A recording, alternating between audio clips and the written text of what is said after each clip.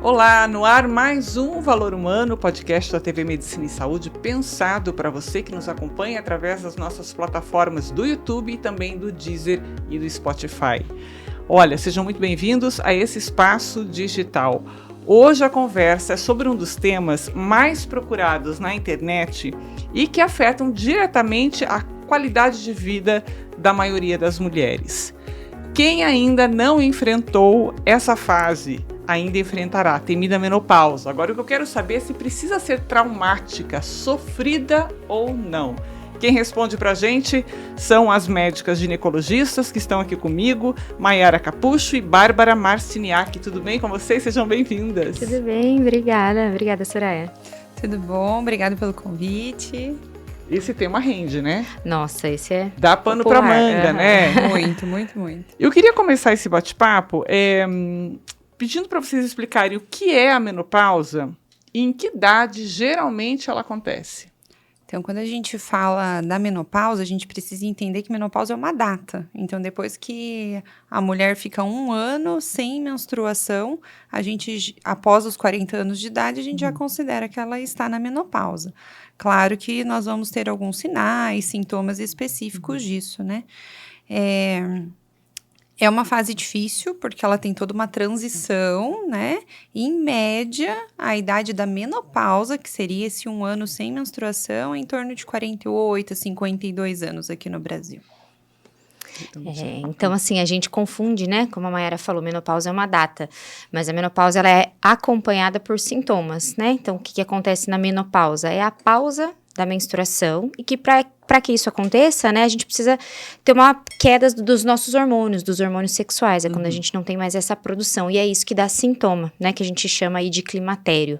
Então, é o que dá mais assunto, é o que é mais a queixa em si, né, e é muita coisa, é muito variável.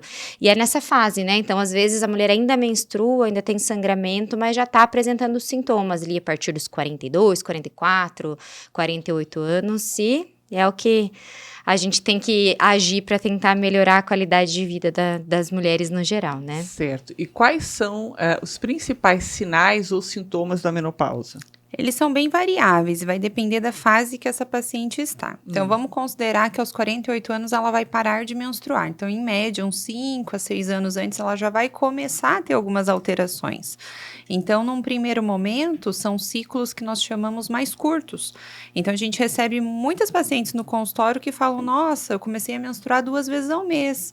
Então, aquele ciclo que antes era de 27, 28 a 30 dias, agora são ciclos de 21 a 23 dias, né? Isso acaba incomodando muito, porque junto desse encurtamento vem um aumento de volume, também característico da fase. Então, já é o primeiro sinal que essas alterações hormonais estão acontecendo, né, Bárbara? Então, a primeira coisa, acho que é isso, né? E aí começa a vir sintomas que se parecem tão inespecíficos, mas que se a gente for juntar as pecinhas, a gente vê que é relacionado à menopausa, né? Então, o mais frequente, sem dúvida, é o calorão, esse é o que todo mundo entende, mas a mulher acaba não percebendo fogacho, né? o fogacho. O dito popular, o famoso isso. Fogacho. A mulher acaba não percebendo que junto com o fogacho começa a ter irritabilidade, insônia, sintomas parecidos até com uma TPM que antes não tinha. Talvez mais intenso ou não, assim, mais intenso, agressividade. uma mudança, assim, questão de esquecimento, vai falar uma palavra, a palavra não vem na boca, mudança de deposição de gordura, então antes tinha mais gordura no quadril, começa a depositar mais na barriga, então é um monte de coisa inespecífica e quando a gente junta tudo, a gente vê que é relacionado com essa fase. Essa questão do ganho de peso é que pega. Como é que é isso, gente? Explica, a gente tem que entender isso de uma forma muito específica. Por que se ganha tanto peso e por que é tão difícil perder nessa fase? Na verdade é uma queixa muito comum. Nossa, antes eu fazia uma reeducação alimentar e perdia peso facilmente, agora eu não perco mais. Na verdade, a gente tem que entender que o que muda é a nossa composição corporal. Então, o estrogênio, que é o nosso principal hormônio, né, feminino, ele vai estar reduzido a partir desse momento e isso vai afetar diretamente a produção de colágeno e de massa muscular. E é uma fase em que as mulheres começam a se sentir mais cansadas, mais exaustas, até por rotina mesmo, né? Essa idade geralmente ainda trabalha fora, filhos, então toda essa rotina atribulada faz com que acabe atrapalhando, né? Ir à academia, né? prestar mais atenção em si. Muitas vezes tem essa questão de família, casa, e a gente acaba esquecendo da gente mesmo, né? Essa mulher multifuncional às vezes esquece dela. Então, ela acredita que ela está ganhando peso, mas na verdade ela está mudando a composição corporal, os hábitos também estão mudando. Interessante, muito interessante. Quer complementado? O estrogênio, ele é um hormônio protetor pra gente, né? Então, tanto que a mulher infarta menos, né? Mais tardio, a mulher, a gente tende a fazer menos aquela barriguinha, aquela pochete que o homem tem mais, né?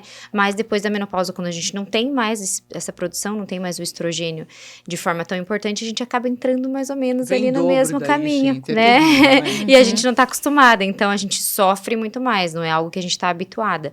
Então, como homem, acontece também, né? O metabolismo vai desacelerar, a gente vai ter mais dificuldade de perda de peso e associado com isso tem a mudança da composição corpórea. Então, a gente sofre mesmo, né? Não é fácil.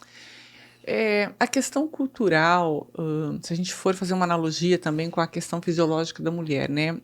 Antigamente as mulheres não trabalhavam tanto fora, tinham um ritmo de vida extremamente diferente, até se a gente for pensar em gestação, né? Quase todo ano estavam parindo, tendo bebês e tudo mais. Hoje esse ritmo mudou, as mulheres tendem a ter filhos cada vez num período de tempo mais prolongado, né? Depois dos 30, a partir dos 40 anos. Isso afeta também o ciclo da menopausa? Qual que é a realidade se a gente for olhar por esse prisma? Na verdade, assim, a menopausa, ela tem a maior relação, assim, é mais genético, né? Então, se sua mãe entrou na menopausa precoce, você tende a fazer uma menopausa mais precoce. Mas o que a gente tem que ficar atento? Independente do que mudou na nossa vida, né? Que a gente hoje, a maioria das nossas pacientes no consultório são gestantes depois dos 36 anos. A grande maioria. A nossa vida começou mais tardio, né? Mas, infelizmente, nosso relógio biológico, nosso ovário, ele nasce já prontinho quando a gente é um neném. Então, os nossos ovários, eles vão envelhecendo junto com a gente. Nossos óvulos envelhecem junto com a gente. Chega perto dos 42, 45 anos, eles já estão falhando. Então, a gente tem que ter só uma atenção maior para a época que a gente está pensando em engravidar. Não tem nada de errado em engravidar mais tarde. Só que talvez a gente precisa ter uma atenção no sentido de pensar, tô com 40 anos, não estou casada, não quero ter filhos agora. Será que não é a hora de você buscar um aconselhamento, congelar, enfim, né, planejar para mais futuramente? Se programar para isso. Se programar, né? Mas a tendência, assim, entre adiantar ou atrasar, a gente ainda não tem tanta relação com a nossa... Não tem relação. Vida, agora, né? o estilo de vida dessa mulher pode afetar as consequências ou toda a parte sintomática da menopausa, né? Com certeza. Se fala muito hoje em disruptores endócrinos, né? Então, a gente fala de menopausa a partir, né, dos 40 anos, mas a gente tem que pensar, igual a Bárbara falou, que a nossa vida, né, hormonal, ela inicia lá na vida embrionária. Então, as meninas também estão menstruando mais cedo, né? Então, esse tempo de fertilidade também é afetado, né? Consequentemente, a gente tem pacientes com sintomas de menopausa mais precoce também. Então, são coisas que a gente tem que começar a entender o que nós estamos fazendo no nosso ambiente que está interferindo também, né, nessa qualidade de vida, dessa vida reprodutiva e que vai afetar depois. Então, exemplos, né, a falta da atividade física mesmo, né, porque antes a gente tinha uma qualidade de vida diferente, mas quase não se utilizava carro, fazia quase tudo a pé. Hoje em dia, a gente não vai no supermercado 2 quadras a pé. Né? Por que é tão difícil, né? E a gente mora numa cidade, vamos pensar aqui, privilegiada, porque hoje, Cascavel, você consegue Sem ainda dúvida. se deslocar a pé. Sim. Com certeza. Tem que ter um incentivo maior mesmo. Mas a gente sabe que isso afeta muito. Os próprios alimentos industrializados, né? Que se consumia muito pouco, né? É o estilo de vida integral, né? A obesidade, que hoje em dia a gente tem, né, índices altíssimos de obesidade infantil. Então, tudo isso afeta, né? E qual que é a principal queixa que vocês percebem no consultório quando as pacientes chegam com esse quadro de início da menopausa, né, o climatério? O que vocês identificam como mais recorrente? Eu acho assim, a mulher tem uma dificuldade muito grande de procurar ajuda. A gente tem a síndrome da super mulher, assim. A gente só procura quando tá incomodando muito. Eu vejo muito isso no É consultório. mesmo?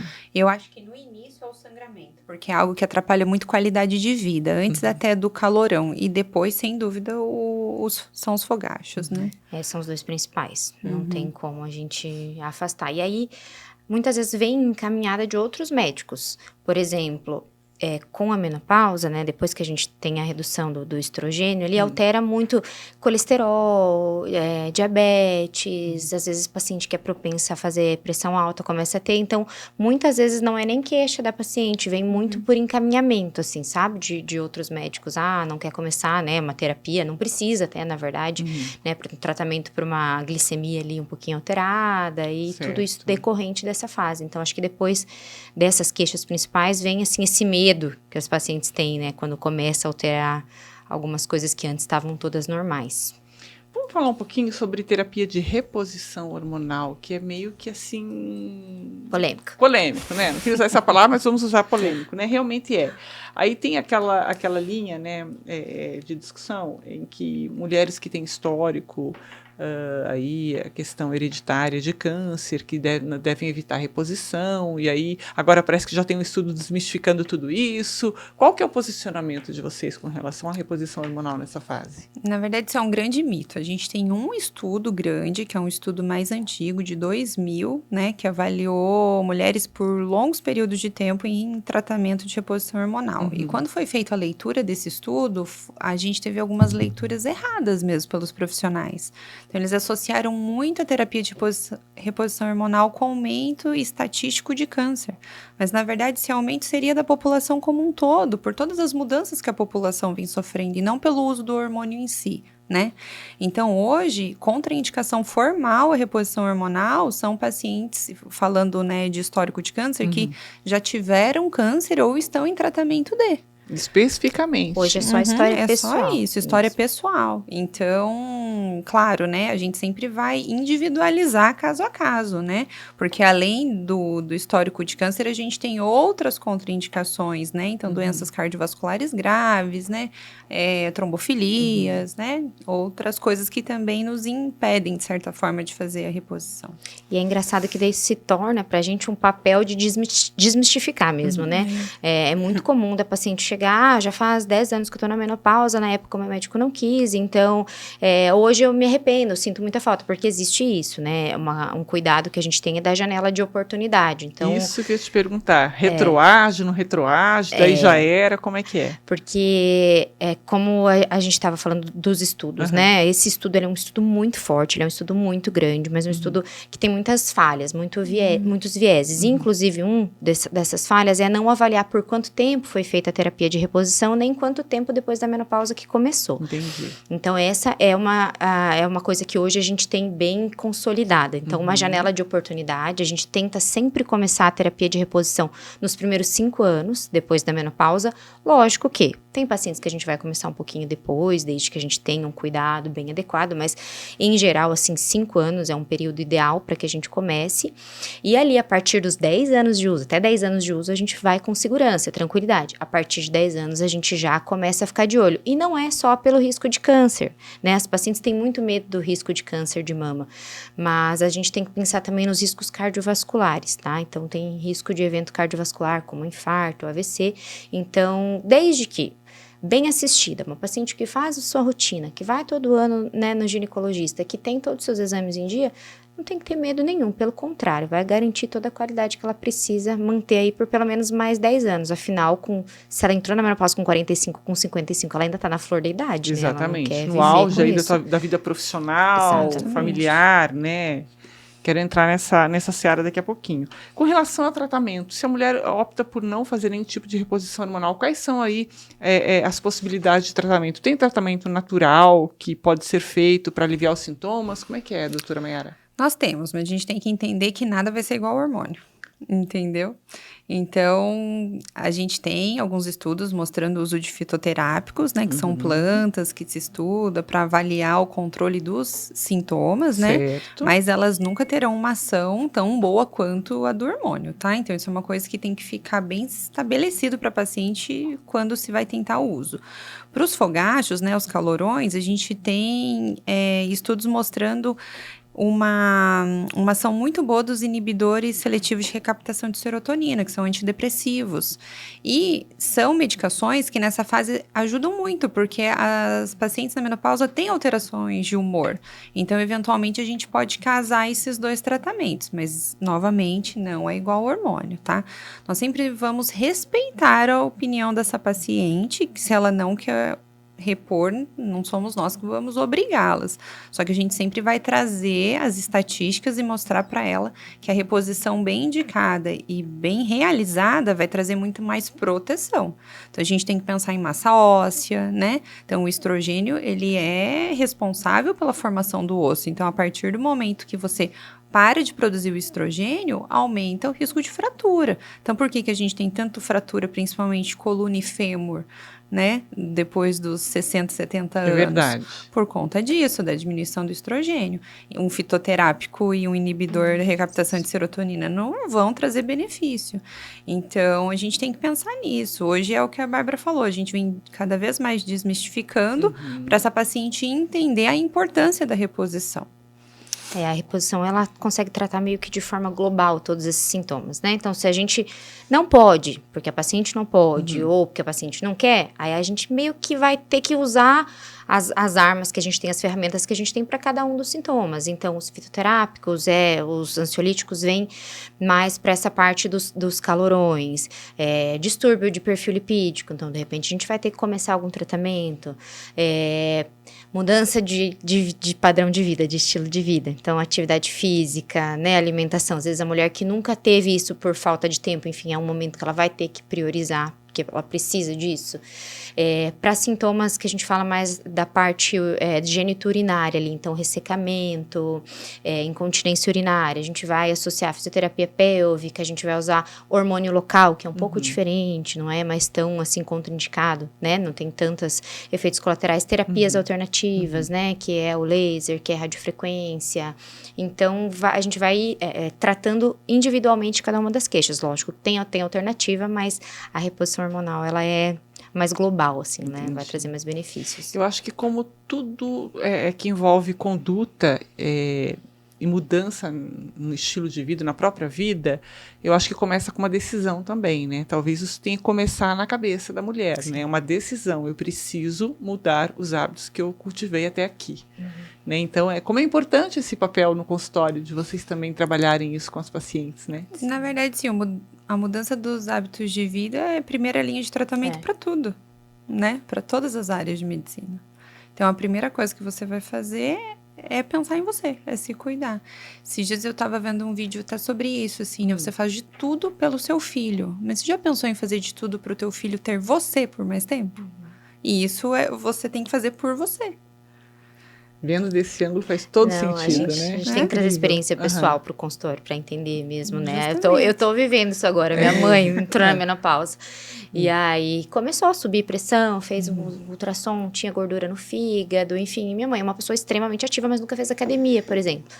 Aí hoje ela tá com meu filho à tarde, das 5 horas ela fala, você precisa vir que eu tenho que ir pra academia, né? Que é uma coisa que ela nunca fez. Que bacana.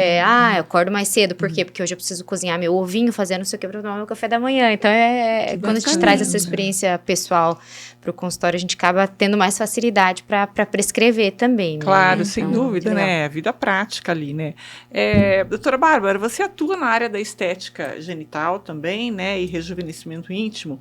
Queria que você falasse um pouquinho sobre os desafios enfrentados pelas mulheres quando a gente fala de menopausa, né?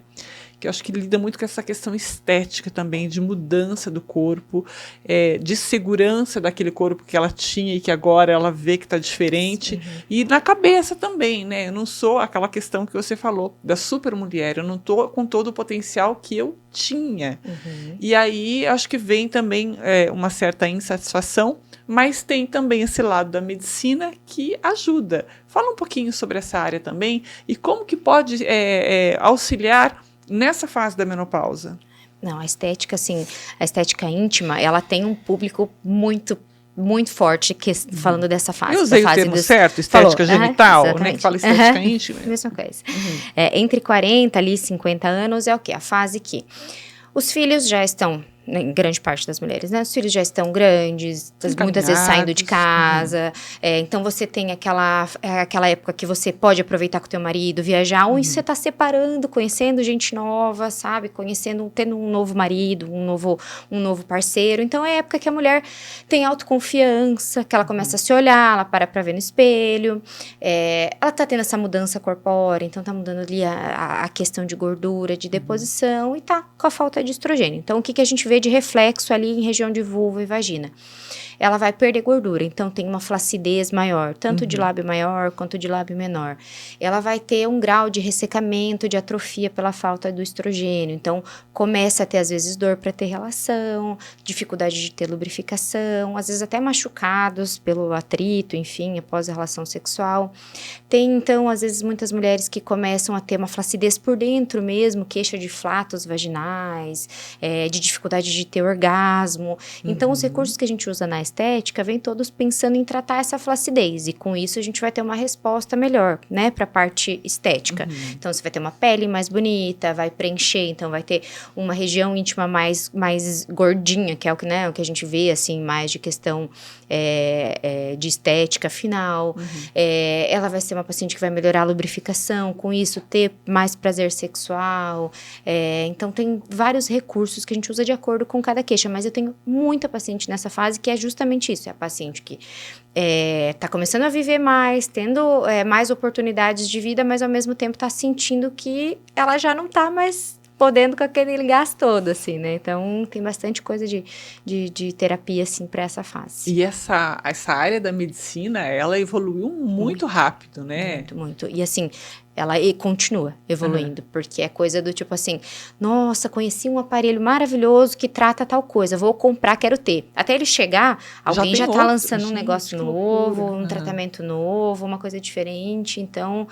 Nossa, graças a Deus a gente tá tendo um monte de coisa assim que dá pra usar. Tem que acompanhar mesmo, né? Quem ainda não prestou atenção nisso, tem que prestar atenção e pesquisar sobre isso.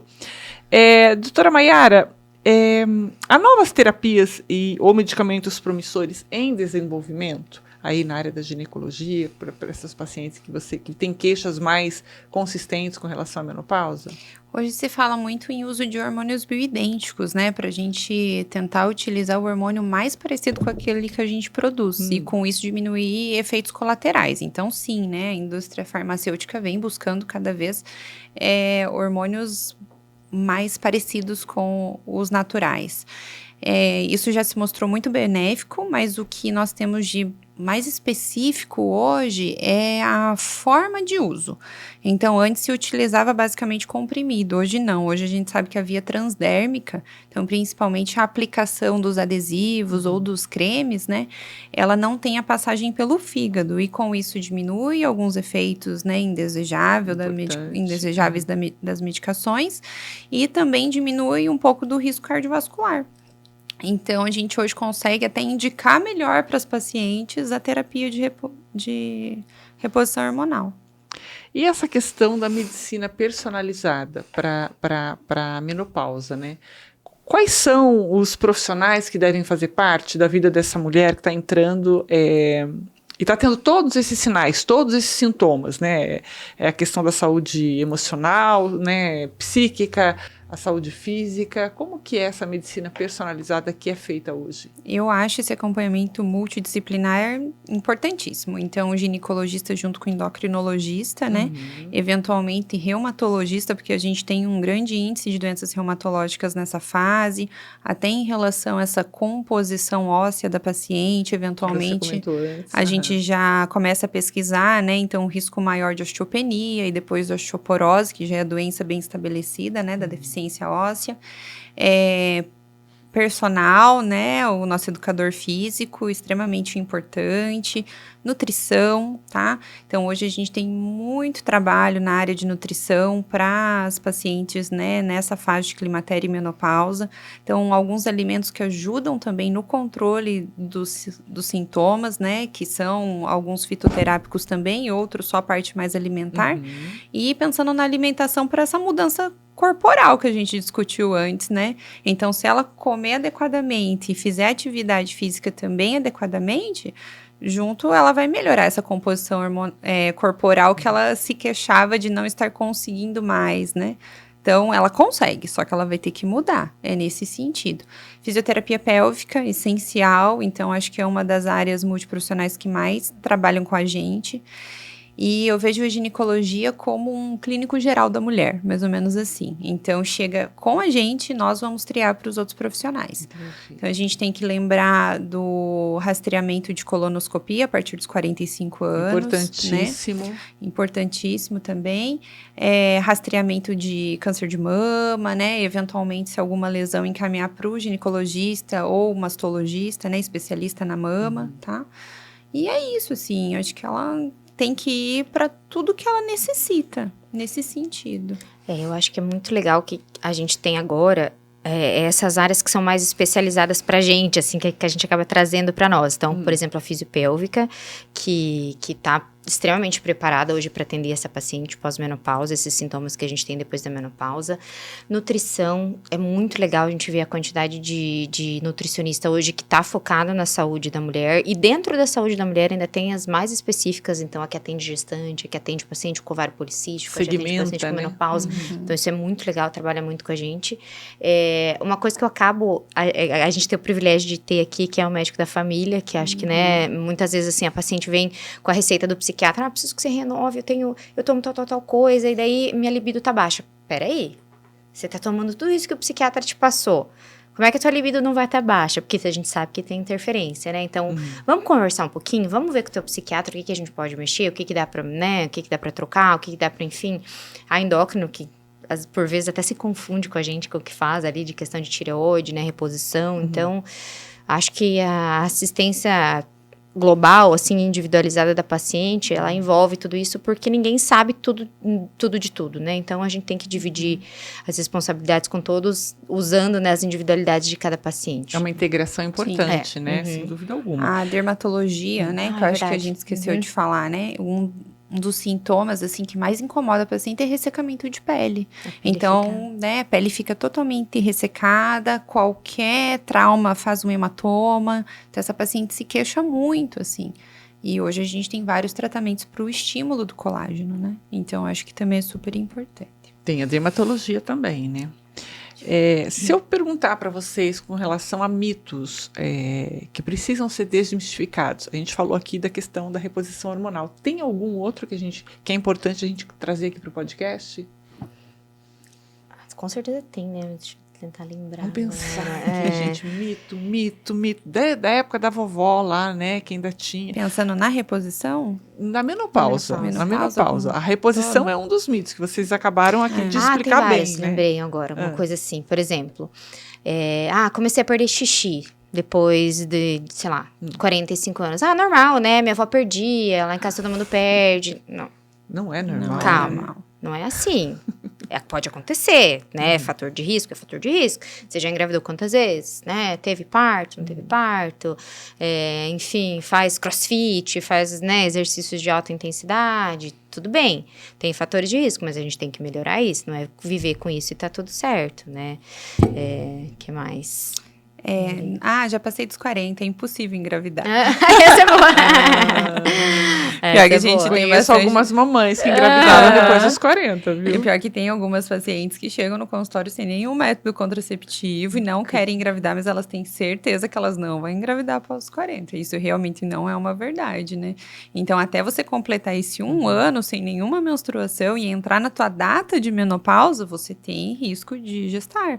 Então, a gente tem que associar iniciar para essa paciente um método Aí contraceptivo. você deixa bem durante claro o e elas tratamento. mudam de ideia, geralmente, ou não? Geralmente. Avisei, né? Se chegar depois de alguns meses É, lá, né, sim. pra fazer o pré-natal. Eu vou estar aqui, né? Não tem problema, mas... Exatamente. Tudo bem-vinda, né, doutora? Ai, gente. Como que os parceiros e os familiares, isso é importante, né? Isso é importante. Podem apoiar uma mulher durante essa fase? Acho que essa mudança é muito difícil fazer sozinha, né? Por exemplo, decidi ir na nutricionista, vou fazer a minha alimentação correta. É impossível você fazer isso se o teu parceiro não te ajudar, né? Se a tua casa não estiver do teu lado. Então, acho que isso é uma parceria que tem que ter.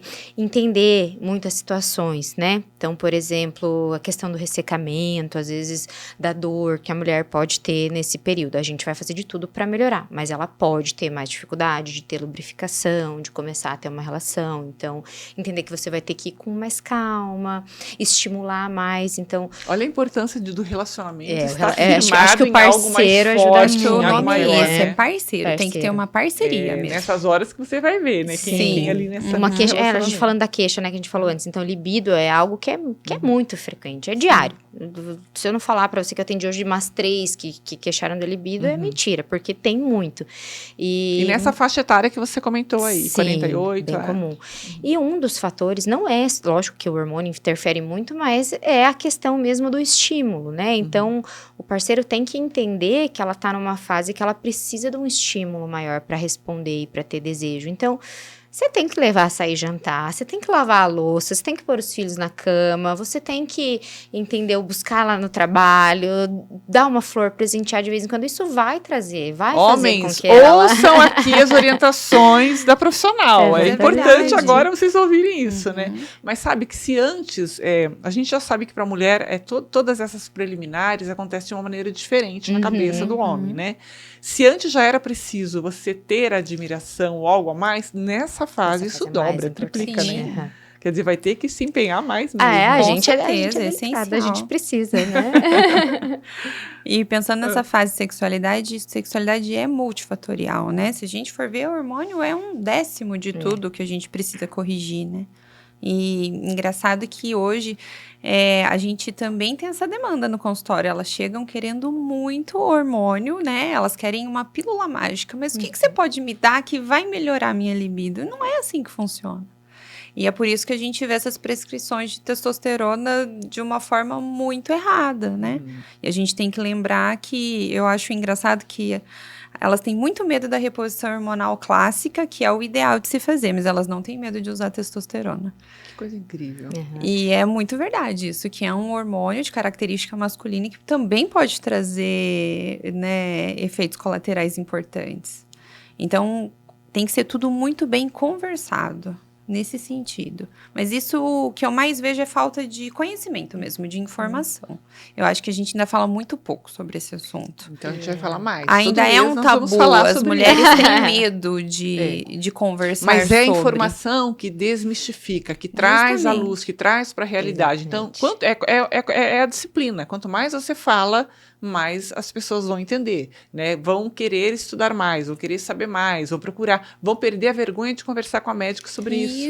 Ou de procurar a médica, né? Mas a gente vê assim no nosso dia a dia, né? Você quer assistir um vídeo no Instagram de 15 segundos que te ensine a fazer um bolo de cenoura, né? Então, você não vai querer tentar entender o que está de errado na sua vida, por que você não está conseguindo ganhar massa magra na academia. Não, você quer usar um hormônio que vai te resolver isso desse mês para o próximo. Então, daqui 15 dias eu tenho um casamento, eu quero poder usar tal coisa porque eu quero estar assim. Então, eu vou usar o hormônio que me prescreveram porque eu sei que eu vou ganhar massa magra. Então, isso é muito da nossa rotina para tudo, né? Então, trazendo para nossa parte, né? Puxando a sardinha pra gente, a gente tem que estar muito atenta dessa questão da reposição hormonal, do uso de hormônios análogos, né? Da testosterona, porque é algo que, tudo bem, se é a tua prioridade hoje, é isso que você quer, mas você tem que entender que pode trazer repercussões no futuro, né? Quais são os riscos aí que a gente pode nominar com relação ao uso?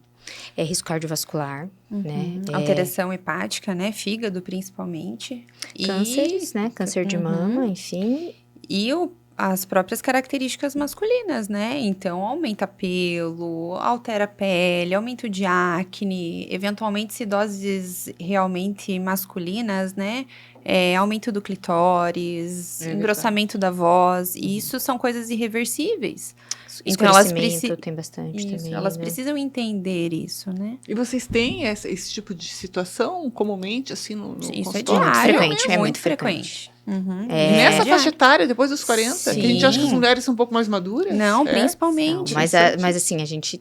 Voltando para isso da mídia, né, das questões de mídias sociais, enfim, o que a gente vê do grau de perfeição, né, do corpo, enfim, das pessoas, a cobrança que as pacientes encontram no geral, isso acaba se voltando para a procura desses métodos também, né, então, acaba que é uma coisa que vai trazendo a outra, assim, sabe? Então, a gente vê... Né? O biotipo ideal, a perfeição. Aquela mulher que com a barriga trincada...